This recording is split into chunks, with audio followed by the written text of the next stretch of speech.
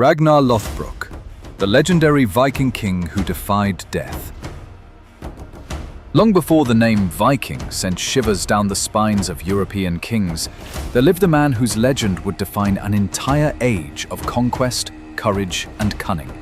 Ragnar Lothbrok, a warrior of unmatched skill, a sailor with an insatiable thirst for exploration, and a cunning king with a mind as sharp as his blade, Ragnar defied the odds, shattered empires, and even in death became more powerful than ever. But who was Ragnar Lothbrok really? A real king, a myth, or both? The sagas, those poetic Norse tales passed down through the generations, paint Ragnar as a man descended from Odin himself, the Norse god of wisdom, war, and death. Whether myth or truth, what's undeniable is that Ragnar inspired thousands of Viking warriors to follow him beyond the known world, into the heart of kingdoms that believed themselves untouchable.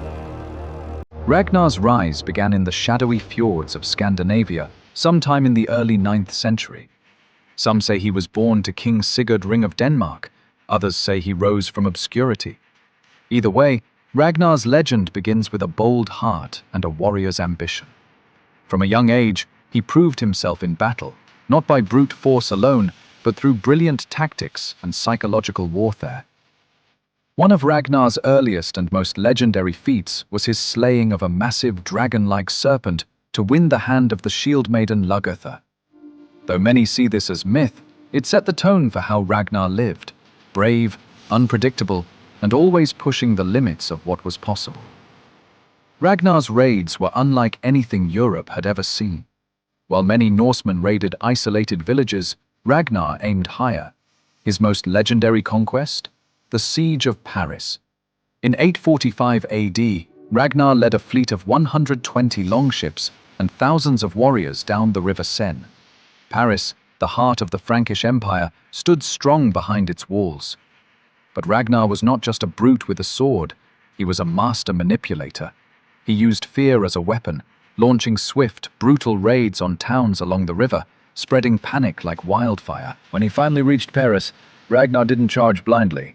Instead, he unleashed a psychological assault. He captured and hanged prisoners in full view of the city, burned entire districts, and created an atmosphere of terror. The Frankish king, Charles the Bold, had no choice but to pay a massive ransom of 7,000 pounds of silver just to make Ragnar leave. It was a victory not just of war, but of mind. But Ragnar was not content with silver or short-lived glory. He was driven by something deeper, a desire to test fate itself. Obsessed with the idea of dying in battle and ascending to Valhalla, Ragnar kept pushing the boundaries, even when he knew the risks. In one of the most daring decisions of his life, Ragnar sailed with only a small force to England, determined to take Northumbria alone. But this time, fate had other plans. Captured by King Eil of Northumbria, Ragnar was thrown into a pit of venomous snakes, a death meant to humiliate and erase him from history. But Ragnar did not beg. He did not cry.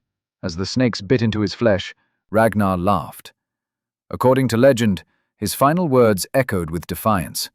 How the little piglets would grunt if they knew how the old boar suffers.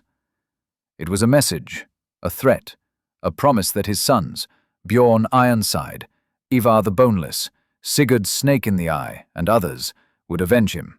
And they did.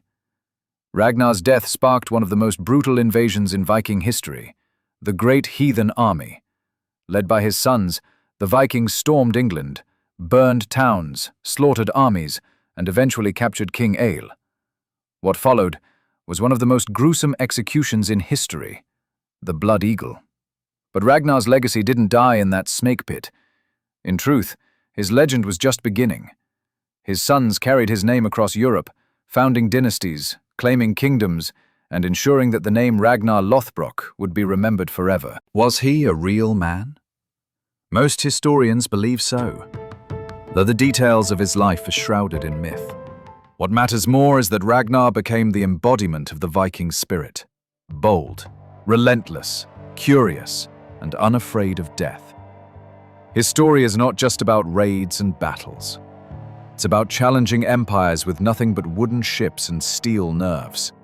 It's about facing certain death with a smile, daring the gods to do their worst. Even today, Ragnar Lothbrok remains a symbol of rebellion, fearlessness, and destiny. He reminds us that legends are not born. They are forged in the fire of struggle and sealed by the choices we make when faced with impossible odds. Ragnar defied kings.